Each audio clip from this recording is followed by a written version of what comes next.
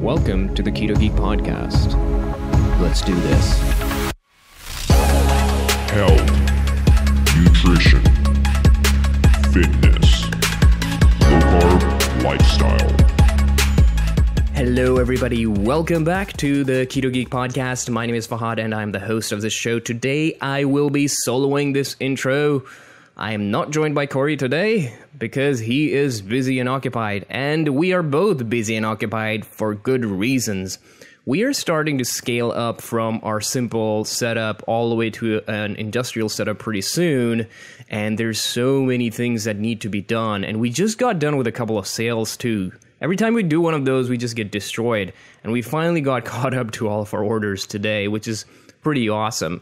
So one of the things that we are also adding to our energy pods, by the way, anybody who's new to our podcast, hello, welcome aboard. We make these energy pods. We're technically a food business, and they're geared mostly for a ketogenic diet, but anybody who likes to enjoy some high-fat goodness without the added sugars and carbs in it, then the energy pods are for you. But yes, so we're taking the energy pod and we're adding a spoon at the bottom, which you can literally take it apart from the pod and dip it into the pod itself and consume it. So that's a really nice add-on feature that will come out probably a week since this podcast is out.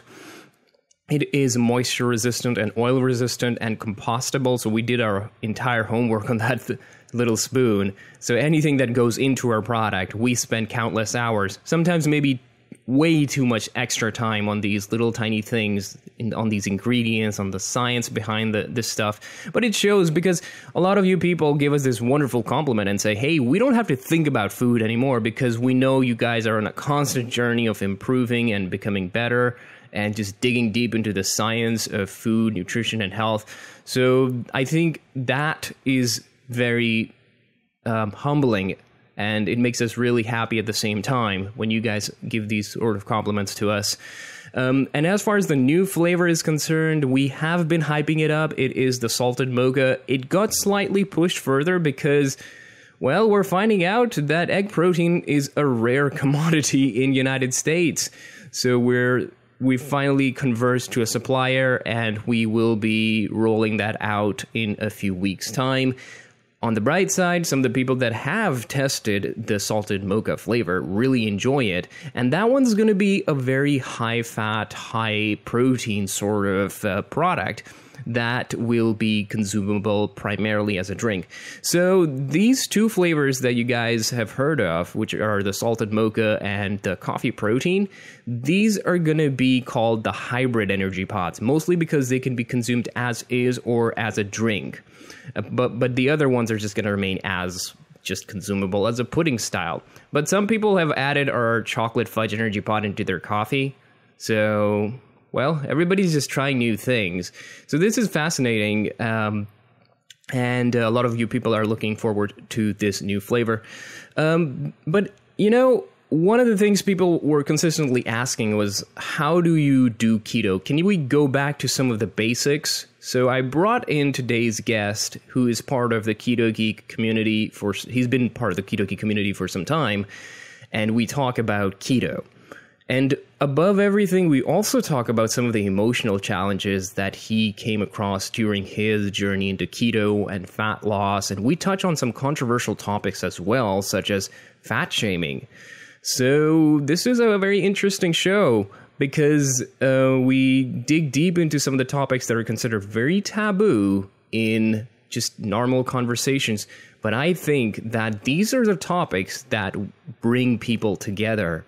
Because once you shatter the bonds of dogmatism and judgments, and you go and have a heart-to-heart conversation with someone, and maybe throw in a little bit of a humor in there, I think that brings people, communities, cultures, societies together. And this was a beautiful show, especially since we talk about the problems that exist in some of the impoverished part of our country, where there's low-income households, some of the social issues that exist there, and above everything, things like hopelessness that exists in those communities, how you could not get out, and it takes some courage to do that. And how can we change that? So this is my conversation with Dustin Cade, and let's get the ball rolling. Let's do this.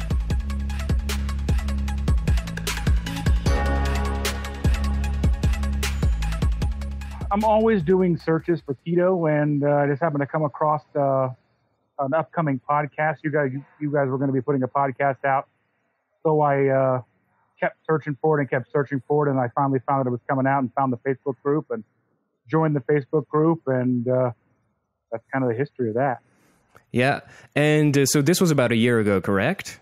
Probably, yeah, about a year, maybe a year and 2 months or so. And how did your keto journey begin? How did you get introduced into this lifestyle? It was back in the beginning of 2016. I was about 421 pounds. I was going to go in to have hernia surgery, so I was having some doctor's appointments, meeting with surgeons, meeting with my general practitioner. We had decided to start, my lady and I tried to start low carb, not really knowing what not even knowing keto was a thing. And I was meeting with my general practitioner, and one of the meetings about my surgery, and he had mentioned ketosis. He said, if you really want to lose weight, you've got to be in ketosis. I didn't know what that meant. And he didn't necessarily elaborate. He did mention that it was low carb, but didn't go into too much detail, maybe because he couldn't. I don't know. But me being the curious person that I am, I did go head first into that and found keto, and I like podcasts, so I did find the two keto dudes. They were one of the first people that I found. Started listening to them. You guys came around a few months later. I've been involved with you guys and them and anything I could find, really. Okay. And so podcasting is your method of learning, correct? Or do you have any books that you went through? Well, yeah, podcasting is huge for me because I can do it while I work. I can do it while I drive. And, I can absorb all this information without having to watch anything. So it's really nice for me. I listen to hours and hour podcasts a week. So, I'm really thankful for podcasting in general. Yeah. And I think you also listen to Rogan, correct? Oh, I listen to a lot of Rogan, yeah. Yeah, I used to listen to a lot of his stuff too, but I've been so busy with Keto Geek now that I barely get a time to listen to any of the podcasts. And so I remember a year ago or so when you were initially part of our Keto Geek group on Facebook, and then we started having this conversation about keto and where do we take it. And we've since then just had some great ideas on where we want to take this entire boat. So what about your family, man? How did you introduce them into the ketogenic lifestyle or low carb? Well, Chandra, my lady, she was instrumental in getting me going low carb. She was pretty sure that would help us lose weight. And then when I got into the keto lifestyle of looking into that and finding out about it, she said she would do it with me. So we started together, and us having, control over the kids and what we buy, what we bring into the house, we decided to make transition as well. So, we gave away a lot of food. We gave away margarine and all the stuff that we didn't want to have in the house anymore. We didn't buy any sugary drinks, no more cereals, no more, we had oatmeal in the house. We had all kinds of stuff that was supposedly healthy that we would buy all the time that just wasn't doing us any good. So we vacated the house of all that stuff, and we started back in September of 2016, and my kids have done really well on it. They've all, they've lost a bunch of weight, thinned out, were better athletically, and better with their attitude as well a lot. So, it helped them with their mood and attitude a lot as well. Yes. So what about your social circle? How has that changed, knowing that you were once overweight, and how has that evolved? Well, I've been big my entire life. So, my close friends and family, it's a radical difference. So, they're very supportive. I get a lot of, well, that's really really glad that's worked for you. They're curious, and then they find out what it is that I'm doing and what they may have to give up. And they're not necessarily on board, but I have helped getting, quite a few of my friends and close family started and on the path. And some of them stuck with it, some of them haven't.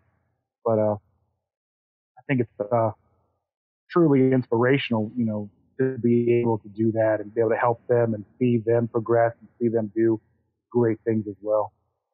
Okay. And so what were some of the challenges you faced before going keto? Like what did you notice? Was it mood? Was it your energy levels? What was going on? Oh, before keto, I was mainlining coffee. I was drinking coffee every day, all day. I was drinking Rock Stars. After I would leave work, I would feel like I was getting low blood sugar. Or I would, get to the grocery store and I get a couple of candy bars to eat on my way home. That's just from the grocery store to the house, which isn't even that far. Always looking for candy. You get that 2 o'clock slump in the afternoon. I work in an office. So not just that, but the pain. I had pain in my legs. I had, varicosities in my legs, varicose veins, very prominent. A lot of that kind of stuff. I had issues, even more personal issues than that. I had that hernia. I had that hernia surgery. I had to lose weight because going for surgery when you're that heavy is a very risky proposition. So I was able to lose about 20 pounds before going into that surgery. It was very dismal. I didn't think I was going to live very long if I didn't do it. Okay. So you started keto. How was the first keto journey or first startup like? What did you eat? What was your food routine like? What was it all about? When we first started, we were doing a lot of chicken, a lot of vegetables. We were really looking at the keto replacement, how to make this and that out of this for, fathead pizza, cauliflower this, pork rind, breaded, whatever, just whatever we could make to make it feel like we weren't depriving ourselves of anything. And that, that lasted a little while. And I think that does aid a little in the beginning. But that tapers off if you can get through it and you can kind of get to where we are with, mainly meat. But in the beginning, it really was a lot of that, a lot of ruledme.com or, ruled.me. Going in there for their recipes and looking and all that replacement stuff, trying to, come up with like keto corn dogs and stuff. Yeah. Do you think those kind of foods really helped you in the transition period? Or do you think that if I'm new, I should just jump into the hardcore keto style where I go straight for the meat and a little bit of veggies on the side? I think physically it probably would have been better if I bypassed it, but I think mentally that stuff helps you stick to the transition. When I'm getting people started, I try to help them avoid that kind of stuff, but I totally understand if that's something that they need to do. Okay. So when someone comes up to you and asks you, hey, what is keto? What is this whole buzz about? How did you get to lose weight through keto? What's going on? How do you respond to that?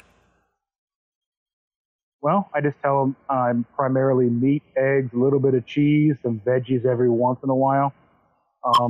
And I just tell them to try to keep it simple. Try to break it down. You want to get the good fats, good protein.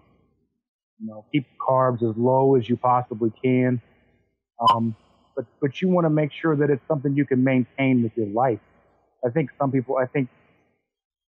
of the things that I ran across at the very beginning was trying to get too crazy with it, get too complicated with it.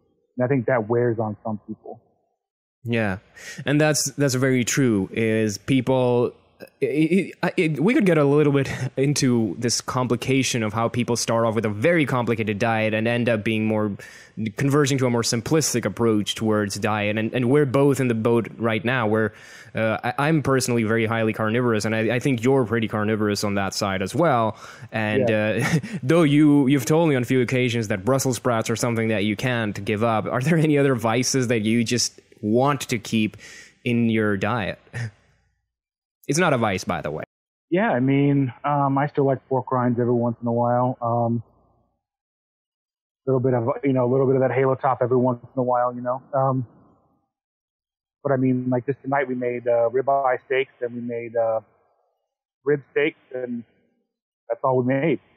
So I think, keeping things like Brussels sprouts in there every once in a while to help with variety is all right. I mean, you can go full Sean Baker if you want to, but so I don't know if that's going to be something that everybody can do. Yeah, that's a tough call, and I think one of the reasons why many diets fail is because adherence is a big issue, and that's, I think, one of the kryptonites of a purely carnivorous diet or just a steak-only diet is that there's way too many options out there. And a lot of people that do get on a carnivorous diet, they're either doing it for health reasons, for the long haul, or for short term, for body recomposition, for feeling better, for testing it out. So there's different reasons. But I personally am in the boat where if you can tolerate other foods and it's not negatively affecting your health and you're not crashing and burning down, I think you should enjoy life and enjoy foods and different kinds of stuff. The world's yours for the taking. So is that a similar point of view that you share? Yeah, I mean, basically the same thing. I mean, you hit the nail on the head there with, find what works for you, find what you can tolerate. You hear like Noakes talk. He talks about 50 grams a day of carbohydrates. I wouldn't go nearly that high. I mean, if I'm a day where I have 20, that's pretty high for me. And I'm usually even like 20 net. 20 total carbs for me is usually pretty high. So I mean, really just depends on your activity level, how much you're working out. Are you going to the gym every day? Do you have a sedentary job? I mean, I sit in an office all day, in an air conditioning office, and I freeze to death all day. So I try to keep the carbs as low as possible. Okay. And so have you noticed between fats versus proteins, which have you found more to be satiating or filling or in the long haul allows you to stay without food for a larger period of time? Fat is surely going to be most satiating. I mean, if you you can eat tons and tons of lean meat and you can still be hungry, but you have to add that fat in there, whether it's butter or you're getting like a fattier cut or you're adding some eggs in there, just however you need to get that fat in. But that fat is really going to up that satiating level, and you're going to get full faster, and you're going to spend a little bit less money if you're adding eggs in there. And you've also delved into fasting. Personally, I haven't done any sort of fasting. I used to fast back in the good old days in Ramadan, which is going on as we speak and record this podcast. But you've done some extensive fasting here and there. And so what's your take on that, as in what kind of fasting experiments have you conducted? Well, fasting for me, I think, because I don't want to have a lot of loose skin, and I don't know if the science is necessarily backed all the way on it or not, but the autophagy effect of fasting, helping out with the loose skin, helping mitigate it so I don't have to maybe have loose skin surgery later down the road. But I started off just doing like the standard, like 16-8. I would eat 8 hours a day. I'd eat, between like noon and 8 o'clock at night or whatever. And then that window slowly shrunk. And now I'm eating into a window of about 3 hours a day. So I'm like 21 hours fasted each day. And I have done extended fast, everything from 24, 72, 48, 88 hours. I've even done 7 days. Just water, salt. I think once you work yourself up to it, it actually feels good. I think there is kind of a high that comes with it. I don't know if it's just the mental clarity that comes with that or the elevated level of ketones in the body, but it really does kind of get to where it feels good. And then it's also that feel good of your sense of accomplishment. I've fasted 4 days. I never thought I could do that. I couldn't even go to drive home from the grocery store to my house without eating a candy bar. Yeah, a lot of the times we are noticing as well is that once you get a good diet in, you start to converge towards that 16-8 fasting cycle. So that's one thing that we've noticed as well. It seems to be a very natural rhythm of the body. And speaking of natural rhythms, has your hunger levels and satiety and all of that stuff improved, or hunger levels have decreased ever since you've been doing keto? Oh, yeah. I'm not hungry all that much. It's easy for me. Like if I have, a conflict where I'm not going to be able to eat, it's easy for me to do like a 3-day fast and not even really faze me at all. Like I said, I do a 21-hour fasting every day. I'm not struggling through the day. I'm not at work wishing I can have a sandwich. Just drinking water, maybe a little salt in my water every once in a while. My hunger is just really controllable. The only time I find an issue with my hunger if I do have something that maybe a little more carbs throughout the day than I should, or if I have something a little carbier than normal, then my hunger does spike a little bit. So, I mean, that's really something you have to be cautious about. I mean, just really paying attention to what you're eating and how it affects you. You're really going to feel it. And what about the emotional side of it? Has your mood and all of those things improved over time? Do you feel more confident and happier or positive? What's up with all of those things? Oh, of course. I mean, there's a special place you reach when you get to like the 400-pound mark. You know what I mean? You even if you don't even realize that you're 400 pounds, I didn't even realize that I was that big. But you just know you're big. You know you're buying bigger clothes all the time. Things aren't fitting right. Things that you like to wear are getting tighter, and they don't feel right, and you're lethargic. And that weighs on you really heavy. Then as you start to lose weight, I mean, one of the best days of my life was that first 10 pounds. Yeah. This going from 421 to 411 was huge. It meant it was work. So, I mean, that's a monumental thing to be able to say, I'm doing something that's working. It really affects your mood. But on the same token, as time, as I've been doing this since 2016, we're coming up on the middle ground of 2018, about 130-ish pounds down. So if I don't notice any big differences for a while, it can affect you. Like, well, maybe I'm not doing something right. Maybe I'm not doing it right. You kind of have to take a look at the mirror, take a step back, and realize how far you've come. Mood stabilization, just being more positive and upbeat and more energetic all the time. I mean, that's that right there is worth the price of admission. I mean, right there alone, that's huge. How do you think you got to that point of above 400 pounds? Can you track certain causes or influences? Was it food? Was it family upbringing? Was it emotional eating? What do you think are the root causes here? I think it was a combination of all that. I mean, upbringing, we were pretty poor.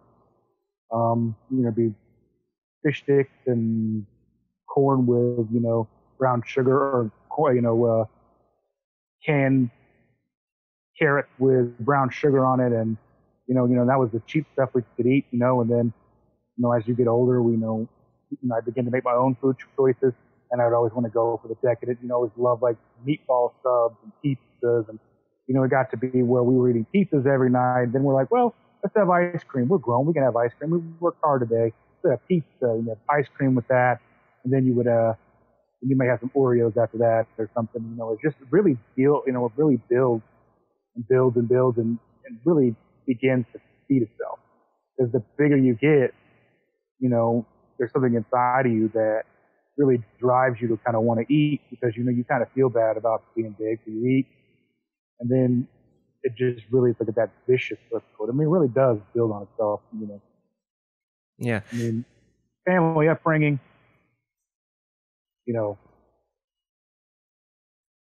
society. I mean, I can't really blame society necessarily outside of just maybe, the standard American diet. But, even when you try to eat healthy, it's really not. So it just kind of perpetuates that cycle. So how would be a day like before keto? Like what would be like? As in, was it an emotional pattern of eating? Like, for example, having bad days and you just go back to eating food, or was it just something that ran in the background and just consistently pounded onto you? What was going on? I'm trying to understand this journey from your perspective and the perspective of other people who might be like, okay, what's going on? I'm gaining weight. I'm becoming overweight, and it just keeps going on. How do I stop? But it's just going. What's going on, man? I mean, it gets away from you. I mean, the daily routine becomes life. Before you know it, you don't even know where you are.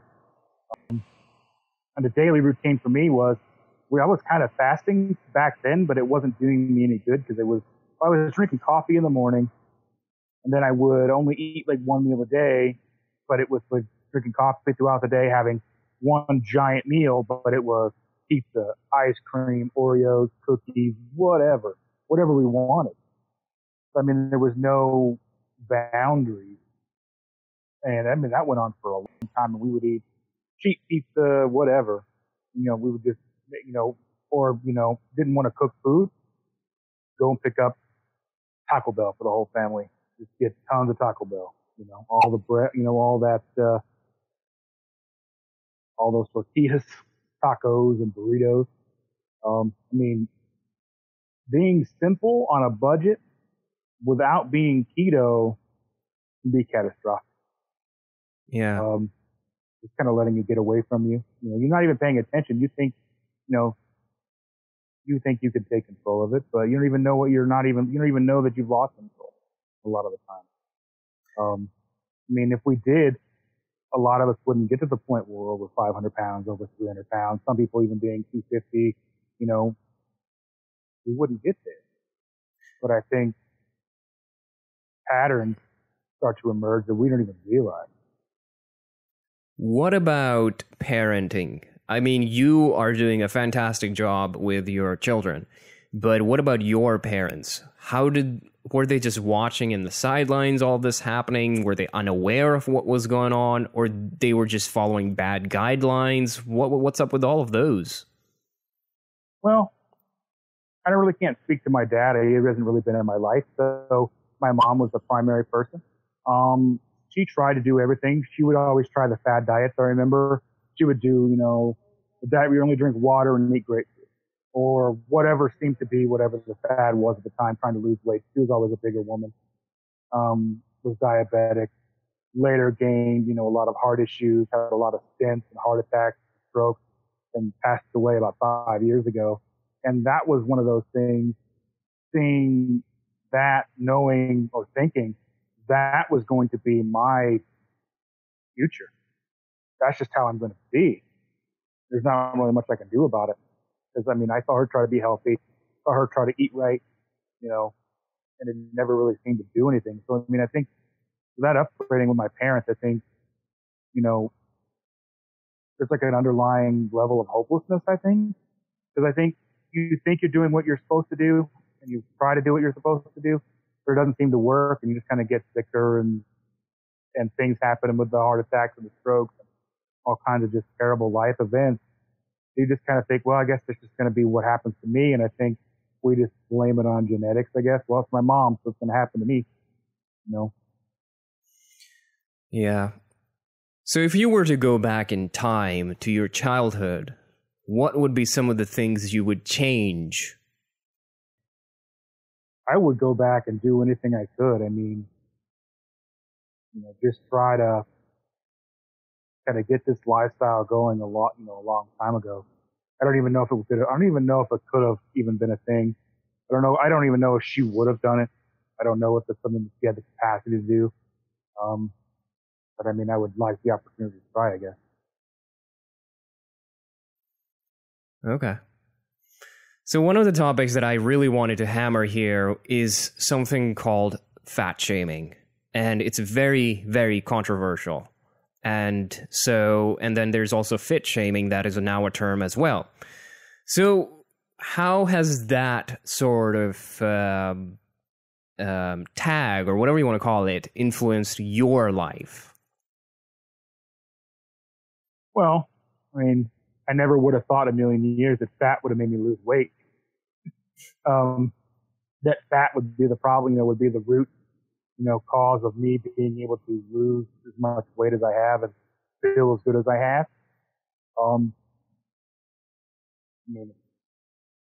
Phenomenal. We've all been scared of fat our entire lives. You get a fat-free, no cholesterol, all that. Just a lot of scare. And you try to avoid it, and yet you get fatter and fatter. So I think there's definitely that controversy. That plays heavy into, the second part of your question about the fat shaming side of things. People think that it's as easy as calories in, calories out. Well, if you eat 600 calories, but you burn 800 calories, and you're going to be skinny, but not necessarily the way that it works. And people try and really put forth a legitimate effort, and they starve themselves, and they go to the gym. And whether it's something like, your buddy who goes to the gym every day and eats a salad for lunch and orders The Biggest Loser or whatever, I mean, they all fail. And then when they fail, we get upset with them because we think that they're not doing what they're supposed to do. And, we kind of shame them for that. And I think, really heartbreaking because, I was in that. There was a period in between 2010 and 2011 where I was going to the gym 5 days a week, some days twice a day, trying to eat as good as I could or, as good as I was supposed to. And I think in like 12 months, I lost about 30 pounds. 12 months, 30 pounds. On this way of eating, in like 12 months, I lost like 80 pounds without even going to the gym but 4 times. I mean, there's going to be that cultural shift, I think, soon where fat shaming is going to be a little different, I think. At least I hope. Yeah. And I think society's always going to pick on you, no matter where you are, in what lifestyle or what position or how you look. There's always going to be people that are going to be against you in certain ways. And there's always going to be people that will support you and take your side. And so I would imagine that's something you would relate with, because people do come to you and look for support and inspiration, right? Oh, of course. I mean, we are very tribal. I mean, even within the keto group, you can see that. You can see the tribalism in the keto groups where, if you post something that's not keto or someone in the group doesn't think it's truly keto, you can get kicked out of the group, thrown to the curb, I guess. I mean, there's tribalism in everything, whether it be with the diet or, in a multitude of things. I think, if we ever get this diet thing figured out across the board and everybody's on board and we're doing well, then there'll be the next thing to tackle and the next controversy to tackle. I just hope we get this fixed sooner rather than later. But, I mean, yeah, there's always going to be something that somebody's picked on about, whether it's weight or hair color, lack of hair, big beard, whatever. Yeah. Well, you have to take your journey, take the life by the horns, and move onward. And there's people you can inspire on the journey, or you can let them bash you down. I think that part might be a choice. Oh, yeah. I think I'd rather bring people along with me. I'd rather bring people and see them succeed and help them out, Awesome. I mean, the people you care about, you want to bring them with you. Totally agreed. So if I were to go to one of my loved ones and say, well, I don't know how to say it, and if they're unhealthy, they're overweight, and you're noticing that they have some bad eating patterns, how do you even approach them? That's a really tough question because a lot of times you don't even want to approach them. But sometimes just going up to them and bringing up the conversation unleashes a whole lot of feelings. I mean, they feel fat shamed just from you talking about it. My brother and I have kind of gone back and forth over the last year or so, trying to get him on board. I would kind of nudge him a little bit. Hey, you should try what I'm doing. Hey, you should try what I'm doing. He would see that I'm having success, and he would see that I'm having success, but he wasn't necessarily interested, I guess. But I would just kind of nudge at him a little bit. But I think it's really difficult just to walk up to somebody and go, hey, you should probably try keto. I don't think it really works that way. I mean, as much as I would love this, sometimes, you have those people that you love and you see with the condition that they're in and the stuff that's going on in their life and just want to shake them. I have a couple of type 1 diabetic friends that I would really wish would look into this. They're having a lot of problems, but you can't. I mean, you can't even, they're not going to do it until they're ready. Correct. And this is a recurring theme we're noticing. You can bring the horse to the water, but you can't make it drink. That seems to be happening with most people. And I've had this conversation with several educators now on this topic as well. And we agree that you can save the people that inspire from you or people that are close to you. And that was actually one of the reasons why we're focused on creating our membership as well at Keto Geek, is so that we can really condense all this information and focus our efforts into people that are, interested in it, are truly committed to this, to improving themselves as a good human being overall. So this would be a lead into the next topic we can talk about, which is becoming a good human being as a whole rather than just food and nutrition. So what other areas have you focused during this journey when it comes to becoming a better person, better human being? What's your narrative here? Just be more understanding.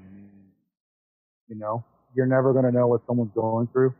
You never know what their day is like. You don't know the interactions they've had before they talk to you. Try to be just there for anybody who needs me. Understanding, willing to listen. Sometimes the hardest thing to do is just listen without giving any feedback. So I try to do that. Just being an ear so someone can yell at you or yell to you, I guess. Just try to make the world a better place. It's not going to happen on a big scale. It's going to start with, individuals just trying to be good to each other. Okay. So one topic we can also talk about here is doing keto on a budget. And you are quite a master of that. And so let's explain to people how you can go out shopping and eat healthy, but still not burn through all your cash. Oh, yeah. Yeah, so definitely. And this was something that we worried about when we started because, we were spending a lot of money buying coconut flour and almond flour, and we were buying all the fancy stuff, all the, oat fiber flour, and buying all this and having stuff shipped to us from Amazon. And we really looked at the budget, and when we were looking at, what's the difference between, $1.90 or $2 a pound hamburger from Walmart versus the grass-fed, free-range, $6, $7 a pound burger.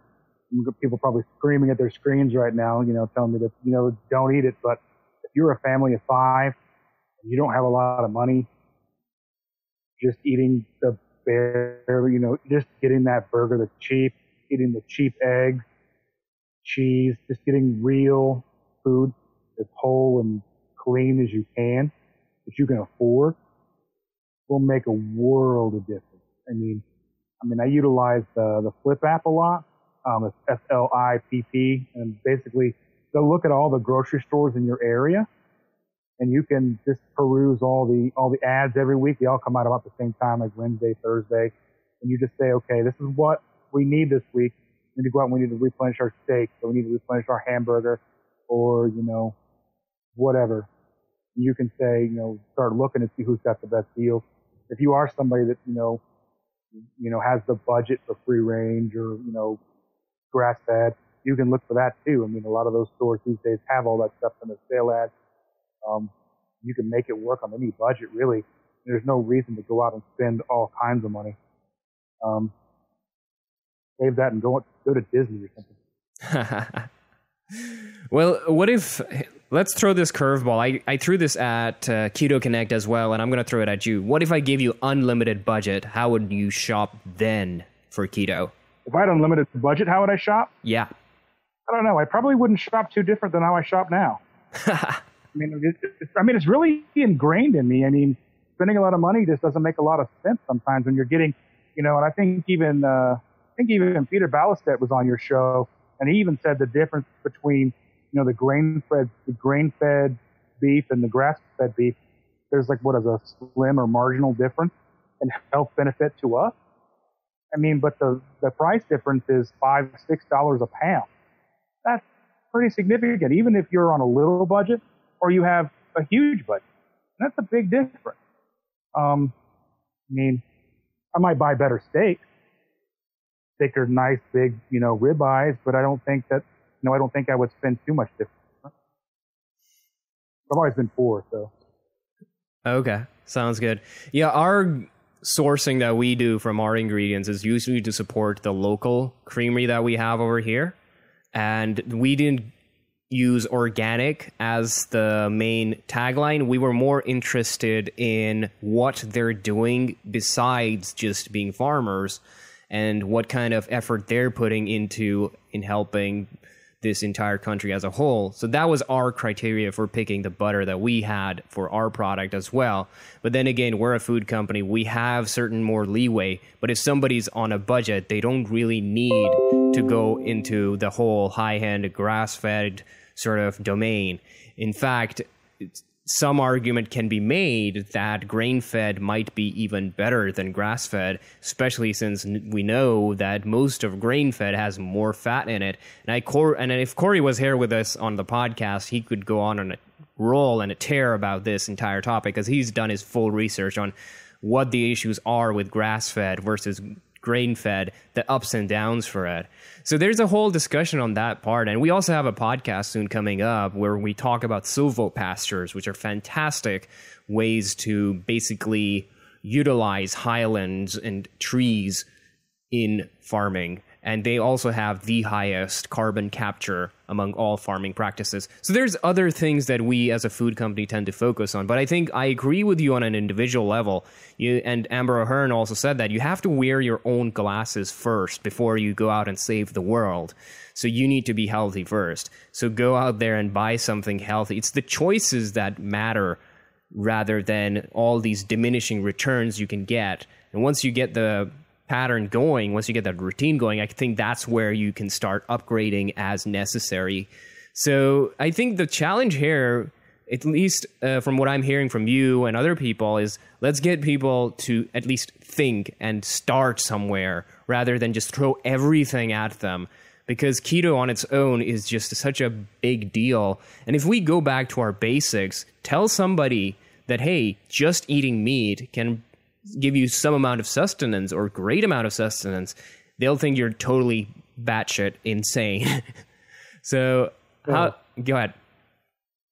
Yeah, I was going to say, I mean, I have vegan friends, I have vegetarian friends, and they're like, well, good luck with your heart attack, I mean, just getting them started, simple as possible. I mean, maybe help avoid that keto confusion that you see a lot, like Oreos keto. Just break it down as simple as you can. Try to live as simple as you can. I mean, simple life is happy. I mean, it's easier, it's less stressful. I don't have to worry about what I'm going to cook when I get home. It's probably going to be burger, steak, chicken. I think the biggest stress I have is did I forget to thaw something out? So. Yeah, and that's one thing I really like about the carnivorous sort of diet is the ease, the peace of mind knowing that simple foods can get you far healthier than some of the complicated stuff. I don't personally have anything against high-carb diets or vegan diets as a whole. In fact, I'm very curious why they even work. So my journey here is to provide options to people. And I've become a lot more open-minded now, even despite the fact that I still am ketotic relatively. I'm still open to other ideas that improve human health. So I think when people start off keto, they just get into this crazy mode thinking that keto is the best option. And maybe it is. But at this moment, I'm just very agnostic towards keto. So, but that's just me. So how about... do you have any other topics that you'd like to discuss here? I don't know. Did you have any other questions from me? I can continue asking questions till the end of the night if I want to. Well, let me ask you a question. I don't even know if you've touched on it before, but what got you looking to keto? Well, for me, I was listening to Dr. Dominic D'Agostino on Tim Ferriss's podcast. And then I heard him talk about keto being used for cancer. And then I started to do some research on keto being used for treating diabetes, or at least a low-carb diet. So once I accumulated a lot of research that's going on in this domain, I decided to try the ketogenic diet myself. And I started off the same way. Went to rule.me and some of the other places and tried to get some recipes out there. At that time, I thought the ketogenic diet was really boring and restrictive, but as I found out and adjusted, I found that to be very liberating and easy. And one of the best things was that I could literally just work 8, 12, 16 hours per day, and I wouldn't feel as hungry or very marginally hungry.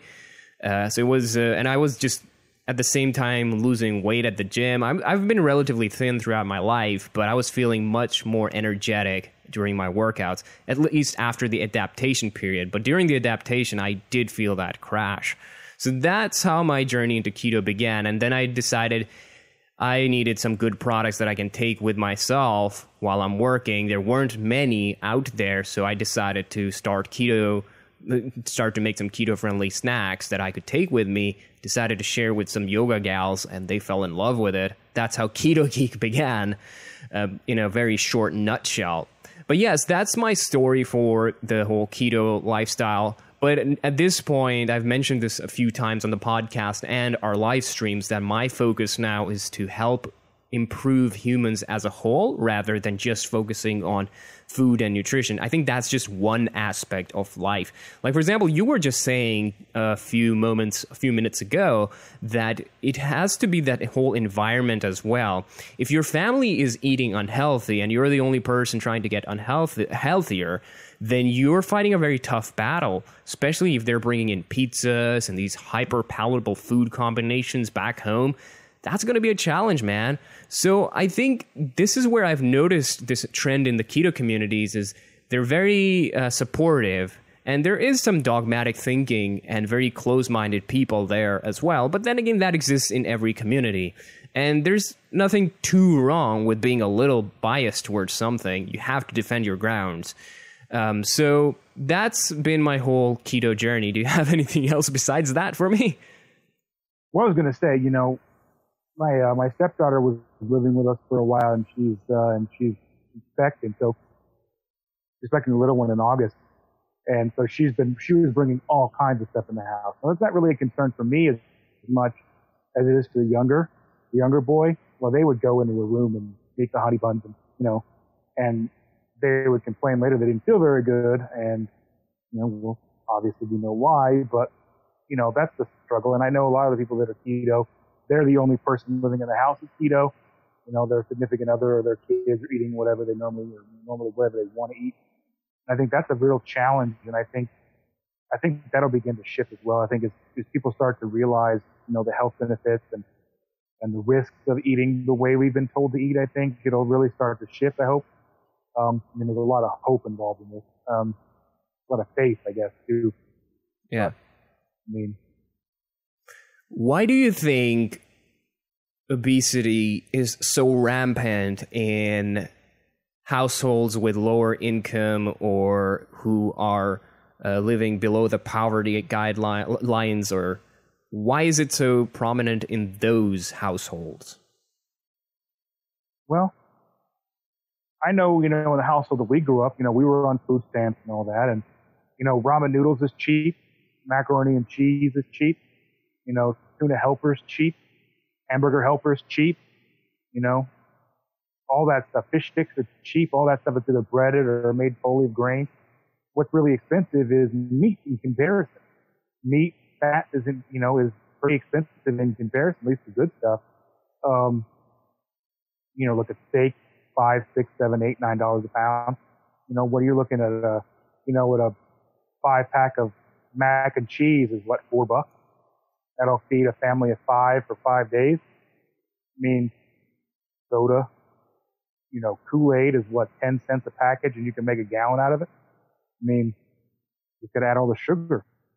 I think, and it's not just that. I think it comes back. I think there's just a reoccurring sense of hopelessness when you're in the poverty level. If you let yourself then you're poor, then you're fat. And there's just a lot of doubt, a lot of self-doubt, a lot of hopelessness involved. And I think it just kind of really becomes difficult to see the light at the end of the tunnel, or how are you even going to get out, to find, how to climb your way out of it. You don't know how. There's no way. There's a lot of factors on why I think obesity in general is huge, but obesity in poverty-stricken places is that way again, because the comfort food is cheap. Cheap cookies and potato chips and all that stuff is really cheap, and it tastes good. It makes you feel good. If you have a crappy life, it tastes good. Not to say that people who are on a budget or really, poverty-stricken are having a crappy life necessarily. That's all a matter of perspective, but I think it plays a role, sure. I grew up in a poor neighborhood. When I was little, I didn't know we were poor. I didn't know the difference, but my mom did, and I know what she fed us. And I mean, I think that gets passed down into a way, you learn how to do something, and you learn how to deal with it. So, I mean, maybe that's just my perspective on it, but that's the best I have, I guess. And this touches into a very important point here. Good intentions can also lead to bad overall actions. Our loved ones want the best for us. But when you have limited knowledge and there's bad guidelines out there, that can be very devastating, especially if you adapt those into your life.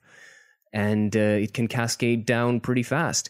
But my curiosity here is, what do you mean by hopelessness? Why does it spiral down? Well, I mean, I think if we could figure that out, we would probably, we would cure a lot of things, I think. But I mean, it's a spiraling factor. I mean, it's not just one thing. It's not just one day. You're raised poor. You don't think you're going to really have a way to not be poor. You see everybody around you being poor. You may see a person here or there go to college or get a better job or make something of themselves. But on the whole, you see everybody that you grew up with, everybody that you know, continuing to be the same way. I mean, even if you have aspirations, it may not give you the drive to try to get past that. And I think, some of the school systems, I mean, I don't think they really give a lot of hope either. I don't think there's a lot of drive with that. I think we're teaching to, not to get off topic, but they're teaching to the test instead of teaching you life skills. And there's just huge amount of factors involved, I think, that really all culminate, and cause, one big problem, I think. But I mean, looking at just the obesity side of it, I mean, I know when I was big, I've still got a ways to go. I still need to lose about 100 pounds, but when I was over 400 pounds, I didn't think that I was going to lose any weight. I didn't think there was any way that I could lose weight.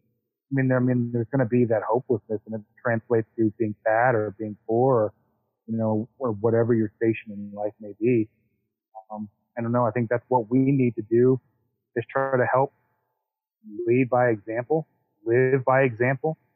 Hopefully people, anybody can see this and know that it's possible, even if you don't have a lot of money. It doesn't take a lot of money to get healthy these days if you just know the right way to do it. Yeah. And I think our food companies and this drive for profiteering is one of the ways where people in impoverished settings can suffer quite a bit. And this culture of upsizing every single thing and then diluting all the foods away, diluting all the nutrients away, and creating these sugar bombs and drinks and these overly delicious foods. And I can totally see this perspective. Let's say I have had a bad day at school, and now I come home and my parents are yelling, and now I am just not feeling happy. And then the only salvation or happiness I get from is food. And then this just repeats and repeats and repeats. And over time, guess what happens? Well, now I'm obese. Now I'm unhappy of how I look or how I feel. And society has this terrible way of giving profit here to companies that are creating foods that are obesogenic.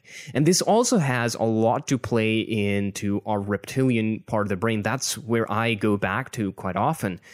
That we have this reward system in the brain. We have this want for delicious foods. And the companies are just focusing on that. If you notice every ad that's out there, it's all about, oh, take this delicious food and eat it. The government says eat less, move more, but everything else says just eat, eat, eat. Like the other day, I was going out and watching this movie, Infinity Wars. And so I saw how there was this pre-ad before the movie, and it was about this ice crunchily pouring down into this glass, and Coke just pouring into it, and someone sipping through it, and these popcorns just pouring into this container. And I don't know, do they play that reel in your cinema as well? But I don't know. But that is basically just telling you eat, eat, eat. And cinemas are now lashed with food. Everything is food has been just demonized and abused now in our society. And even as a company, as a food company ourselves, we're noticing that if you want to create something healthy and really good for people, that is extremely expensive. Foods that are made for ketosis or ketogenic in general, they are ridiculously expensive to get from your suppliers. Nuts are expensive. We're finding out ghee, butter, high quality stuff is expensive. So once you start adding all these components together, and we're finding out here, our products are just, okay, price is adding up. It's adding up. We don't have those subsidies that are there for all the wheat industry or all the agricultural industry that's out there. So that's the challenge. And I think there's a paradigm shift that needs to happen, but it's difficult because once you're below the poverty line, you're stuck with food stamps and foods that are ridiculously cheap. But like you said, there is the golden lining or silver lining in the dark sky, which is if you make smart choices, even with a limited budget, you can still be healthier and happier. And if you go and look at ground beef, it's only $2.99 a pound. And sometimes if it's in sale, it's $1.99 a pound. And you are doing the exact same thing. I would assume it's not so expensive how you eat. If you don't mind me asking, how much do you spend per week on food? We probably spend close to $600 to $800 a month on food, probably. Yeah. There's 4 of us in the house and 2 teenage boys, and they don't stop eating. Sometimes less than that, sometimes more. Okay. Yeah, that's not too bad at all for a family like yours, for a family with a lot of household members. I don't know how much we used to spend. I think we probably spent similar. We'd bring more food home, I guess. We'd have, we would go shopping and we would spend that much money and we would probably have 2 carts. But it would be all, our pantry would be stuffed full of stuff. It would be full of ramen and macaroni and cheese, garlic noodles and whatever. And we would think, oh, we got all this food, but it wasn't doing us any good. Awesome. Well, Dustin, I think we should start wrapping it up. We've had a wonderful conversation on the show, and you've been a very valuable asset or part of our community at Keto Geek. You got some final message for anybody? Just try to keep it as easy and simple as you can. That's what I do. I try to make things in life so that I can stick with it. So I try to make it easy for me, and that's what I would recommend everybody to do, I guess. Keep it simple, silly. All right, Dustin, how can people find you? I'm on Twitter at Keto Simple, and I'm on Instagram at Keto Simple. I'm pretty regular on both of those. I post quite a bit on both of those. So if you want to talk to me, hit me up on one of those. All right, sounds good. I think you should start coaching eventually. That would be kind of cool. But yeah, thank you so much for being on the podcast. And thanks to everybody who's been listening to our show. You guys are amazing. Thanks so much for having me, Fahad. You have a great rest of your night, okay? Thank you for listening to the show. You can visit us at ketogeek.com to check out our premium, keto-friendly, and low-carb food products, including our infamous energy pods, made from the best ingredients we could find in the entire country. We also recommend signing up for our newsletter at ketogeek.com/signup, where you get exclusive discounts, rewards, product announcements, and the latest content we are working on. You also get a 10% discount on your entire order when you sign up. Go to ketogeek.com/signup to join the low-carb playground.